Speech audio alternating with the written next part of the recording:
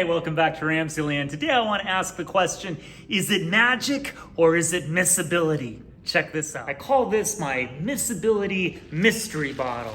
I'm going to shake it up and then check out what happens to the beads inside.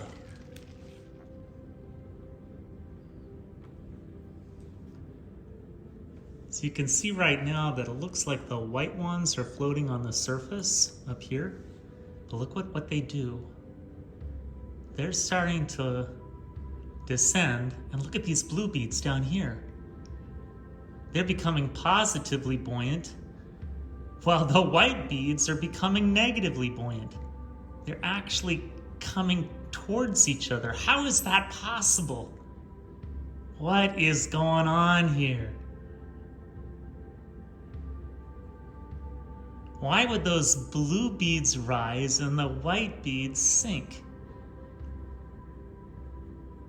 It's a immiscibility mystery.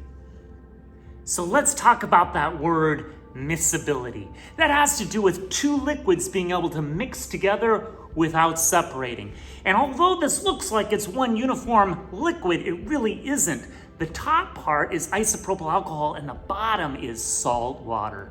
Did you know that isopropyl alcohol and salt water are immiscible? They don't mix. So when I shook the bottle, they slowly separated. So part of this mystery is that salt water and isopropyl alcohol are immiscible, but part of it is the density ratio.